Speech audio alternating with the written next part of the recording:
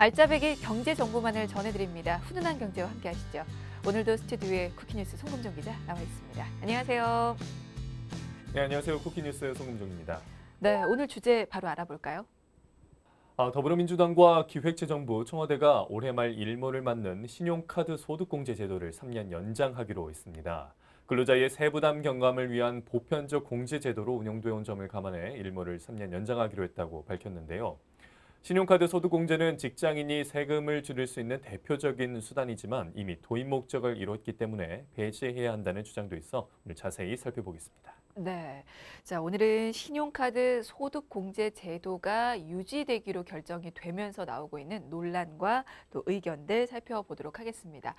자, 먼저 신용카드 소득공제 제도가 어떤 건지부터 살펴보죠.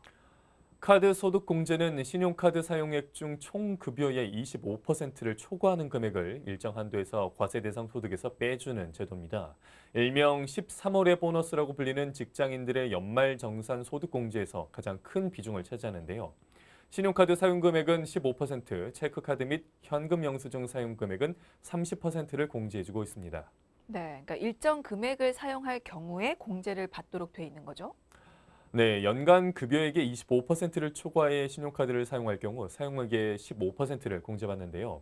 그 대상은 근로자 본인의 신용 및 체크카드, 김영식 선불카드 사용액 합계, 기본 공제 대상 중 연소득이 100만 원 이하인 배우자, 직계 존비속의 사용액 등이 해당됩니다. 네, 사실 이게 직장인들이 세금을 덜 낼 수 있는 유일한 수단인 만큼 아무래도 그 공제 규모도 상당할 것 같은데 어떻습니까? 국세청에 따르면 2017년 신용카드 소득공제 규모는 23조 9,346억 원으로 2016년도 22조 112억 원 대비 8.74% 늘었고요. 같은 기간 신용카드 소득공제 혜택을 본 사람은 968만 명에 달하는 것으로 조사됐습니다. 신용카드 소득공제로 1인당 연 247만 원의 혜택을 본 셈이죠. 네. 자, 그 규모가 2017년 기준입니다. 24조 원에 육박할 정도로 어마어마한데요. 그래서 그럴까요? 이게 9차례의 고비를 넘기고 이번에 또 살아남게 된 거라고요. 네, 신용카드 소득공제 제도가 도입된 건 지난 1999년이니 벌써 도입 20년을 맞은 건데요. 그동안 여러 차례 일몰 시한이 다가왔지만 그때마다 여론에 밀려서 신용카드 공제 제도는 존속했습니다. 아, 이게 전에도 없어질 위기가 몇 차례 있었던 거죠?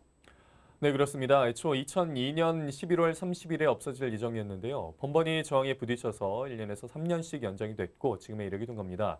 그런데 이번에 또 3년 연장이 결정된 것이죠. 네, 사실 이 제도가 20년 동안 유지는 되었지만 그동안 혜택이 그대로 또 유지된 건 아닌 것 같은데요. 중간에 어떤 변화가 있었습니까? 네, 그 사이에 공제 혜택도 여러 차례 변경이 됐습니다. 처음에는 총 급여의 10%를 초과하는 지출을 대상으로 300만 원 한도에서 초과 금액의 10%를 공제했었는데요. 이후 소득 공제율을 10%에서 20%로 높이고 공제 한도도 500만 원까지 늘렸습니다. 2003년 12월부터는 단계적으로 공제율 15%로 낮추는 등 혜택을 제한했습니다. 네, 그 후에 또 변화가 더 있었잖아요. 네, 2008년에는 총급여액의 20% 초과 금액에 대해서 20% 공제하는 방식으로 바꿨고요. 2010년대에 들어서면서 소득공제 문턱을 총급여의 25%로 높이고 공제율은 15%로 내렸습니다. 네. 자, 이렇게 20년 동안 이 제도가 유지가 되어 오면서 제도 도입 목적은 어느 정도 좀 이루었을 것 같은데 어떻습니까? 네, 제도 도입 목적은 이미 달성됐다는 평가가 나왔습니다. 게다가 지난해 홍남기 부총리 겸 기획재정부 장관이 청문회에서 신용카드 소득공제 폐지를 언급하면서 이번에는 일몰 기한이 연장되지 않고 끝날 것이란 전망이 제기되기도 했었는데요. 당시 홍 부총리는 내년에 폐지 여부를 검토하겠다면서 상당 부분 당초 제도 취지가 달성됐다고 보고 내년에 세제 개편을 하면서 판단해 보겠다고 말했습니다. 네. 사실 지난해까지만 해도 이 제도의 폐지가 유력시 됐죠. 네, 그렇습니다. 지난 3월만 해도 홍남기 부총리 겸 기획재정부 장관이 신용카드 소득공제와 같이 도입 취지가 어느 정도 이루어진 제도는 축소 방안을 검토하는 등 비과세 및 감면 제도 전반을 종합적으로 검토하겠다고 밝히기도 했고요. 그래서 사실 제도 폐지를 예상했던 부분이 있습니다. 이게 도입 취지가 어느 정도 달성이 됐기 때문에 폐지는 아니더라도 축소는 해야겠다라는 입장을 보였군요. 네, 신용카드 소득공제는 현금 거래가 많은 자영업자의 세원을 포착하기 위해 1999년 일몰 시점이 정해진 한시 제도로 도입된 겁니다.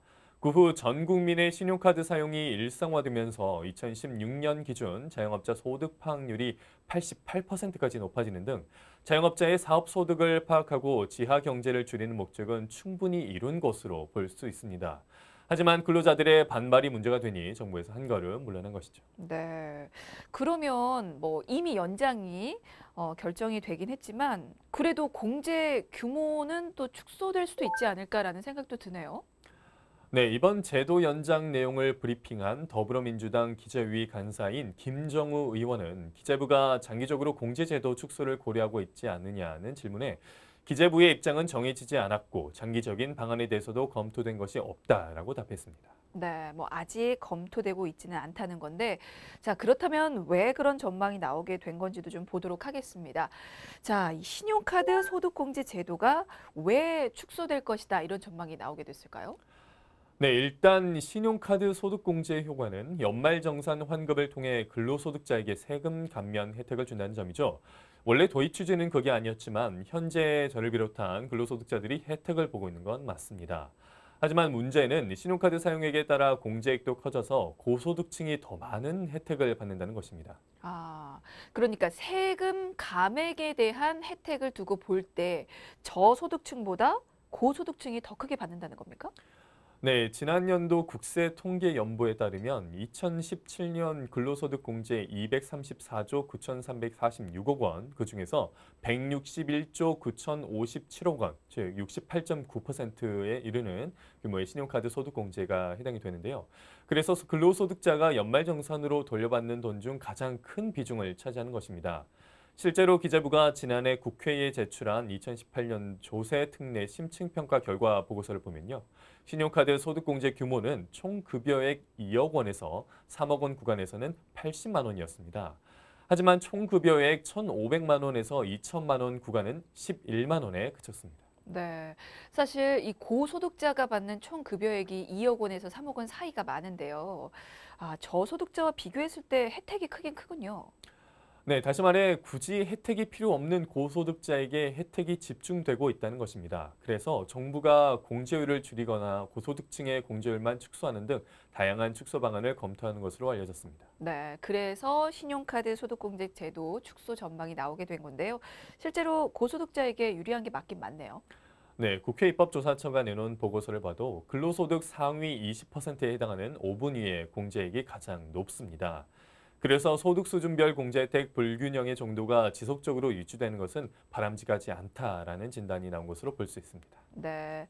자, 이렇게 고소득자에게 세제 혜택이 집중되고 있는 경향이 있다는 지적에 자, 축소 방안 전망이 나오게 된 건데요. 혹시 다른 부작용도 나온 게 있을까요? 네, 신용카드 공제 제도가 결제 수단의 다양화를 막는 부작용이 있다는 지적도 있습니다. 앞서 기재부와 국회는 지난해 말 세제 혜택 법안을 통해 제로페이에 소득 공제율 40%를 적용해 주기로 하는 등 결제 수단 다양화에 힘을 쏟고 있는데요. 신용카드 소득 공제를 연장해 주면 결제 수단 다양화가 이루어지기 아무래도 힘들겠죠. 네, 아무래도 쓰던 카드를 계속해서 쓰는 근로자가 좀 많을 것 같긴 합니다. 그 부분 관련해서 정부가 뭐 입장을 밝힌 게 있습니까?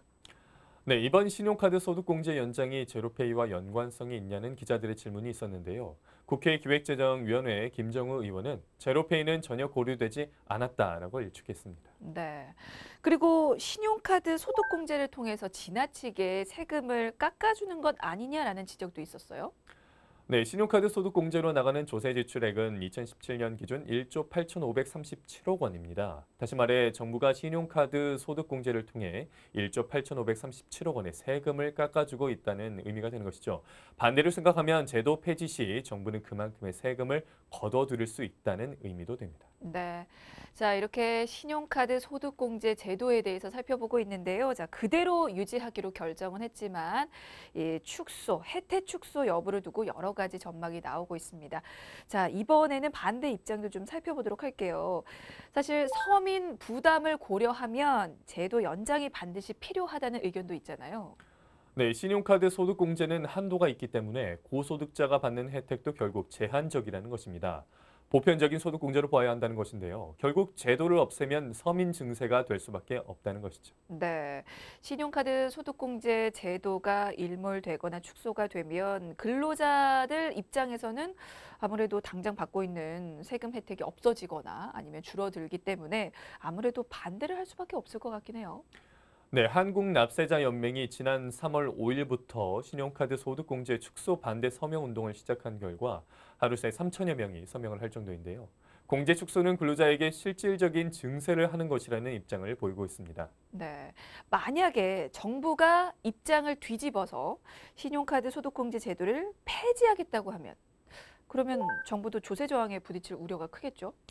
네, 그렇습니다. 한국납세자연맹에 따르면 연봉 5천만 원 근로자가 신용카드 소득공제를 최대 300만 원을 받고 있다면 제도 폐지 시에는 50만 원 정도의 세액 부담을 떠안게 된다고 하니 당연히 반대할 수밖에 없습니다.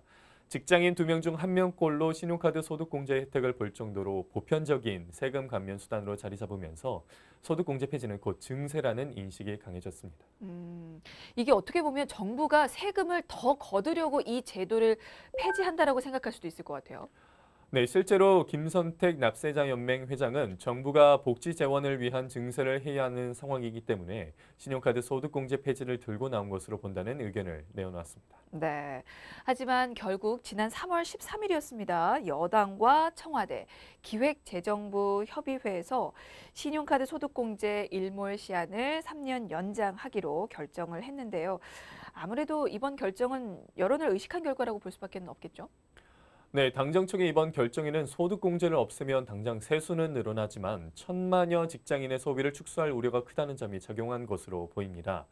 즉 앞으로 당정청은 7월까지 관련 입법을 마칠 예정입니다. 네, 알겠습니다.